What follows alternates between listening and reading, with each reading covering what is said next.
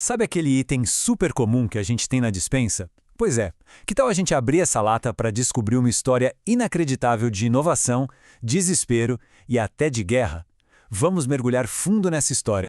Parece loucura, né? Mas o que essa sobremesa, essa coisa tão doce e comum, tem a ver com uma crise de saúde pública e com a Guerra Civil Americana? Acredite, as raízes disso tudo estão numa época em que um simples copo de leite podia matar. E o sucesso comercial? Bom, esse foi garantido no meio dos campos de batalha.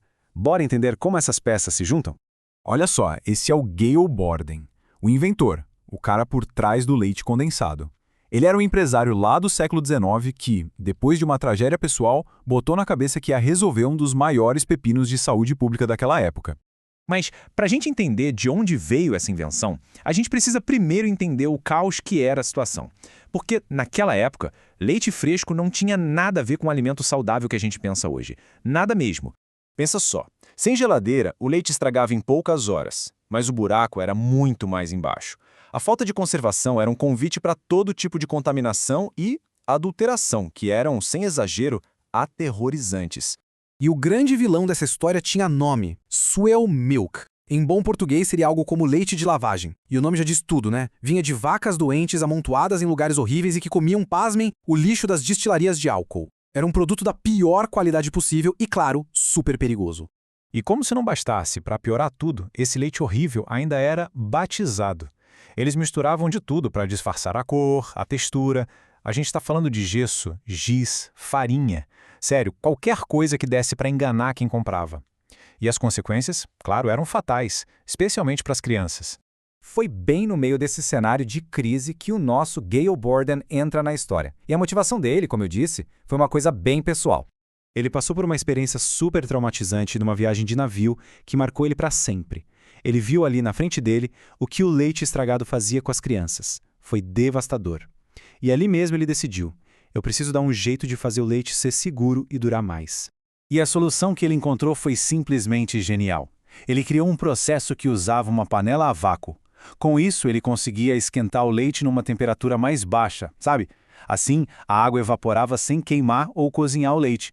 E para finalizar, ele adicionava açúcar, que não só deixava doce, claro, mas funcionava como um baita conservante natural. E pronto, tinha nascido leite condensado. Ok, Borden patenteou a invenção, mas o negócio simplesmente não decolava. Ele estava quase falindo quando, olha que sorte, numa viagem de trem, ele conhece o investidor Jeremiah Milbank. E o cara apostou $100 mil na ideia. Para ter uma noção, isso era uma fortuna absurda na época.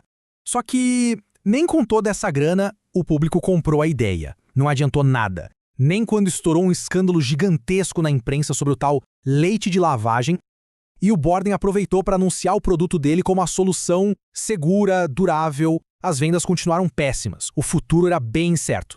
E aí, quando tudo parecia perdido, um evento totalmente inesperado vira o jogo. A salvação do Borden não veio de uma campanha de marketing genial, não. Veio de um conflito armado. Foi em 1861. Chegou um pedido, assim, bizarro de tão grande. O destino eram os soldados da União que estavam lutando na Guerra Civil Americana. Esse foi o ponto de virada. O mais interessante de olhar essa linha do tempo é o contraste, né? Pensa bem, foram 5 anos de batalha, quase indo à falência, vendo a grande ideia dele ser totalmente ignorada, e aí, de repente, a guerra cria a demanda perfeita para o produto dele, uma reviravolta e tanto. Tá, mas por que o exército se interessou tanto? É que o leite condensado era simplesmente a ração de guerra perfeita. Primeiro, não estragava naquele calorão do sul dos Estados Unidos. Segundo, era compacto, super fácil de carregar. E terceiro, era uma bomba de calorias e açúcar, o que dava energia rápida para os soldados. Com todas essas vantagens, os pedidos do Exército da União só foram crescendo. Claro que o sucesso do Borden lá nos Estados Unidos chamou a atenção.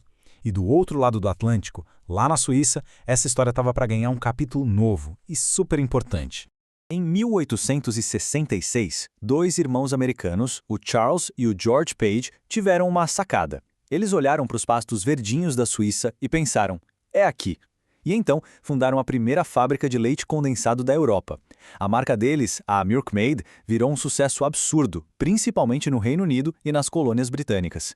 E essa imagem aí, da camponesa, a Milkmaid, foi uma tacada de mestre do marketing. A ideia era passar frescor, pureza, mas o mais genial era que o símbolo visual era super fácil de reconhecer. Pensa nas colônias, onde muita gente não sabia ler. Não precisava. Era só chegar no mercado e procurar pela moça do leite na prateleira. Simples assim. Só que os irmãos Page não estavam sozinhos nesse jogo na Suíça, não. Tinha um outro empresário, um imigrante alemão chamado Henri Nestlé, que também estava fazendo muito sucesso com um produto inovador, só que para bebês. Era óbvio que uma hora esses dois iam se chocar. E foi o que aconteceu. As duas empresas viraram rivais declaradas. A Anglo-Suisse, da Milk Maid, começou a fazer a própria fórmula infantil para bater de frente com a Nestlé. E qual foi a resposta da Nestlé? Lançou seu próprio leite condensado. E por décadas, a briga entre elas foi feia. Uma disputa ferrenha pelo mercado. Até que, finalmente, em 1905, a rivalidade chegou ao fim. As duas gigantes se juntaram, se fundiram, criando uma das maiores empresas de alimentos do mundo. Uma empresa que a gente conhece hoje simplesmente como Nestlé. E aqui a gente vê o poder daquela imagem original da Milk Maid. A camponesa era um símbolo tão forte que mesmo depois da fusão, a imagem foi mantida. E aqui no Brasil, a história é ainda mais legal.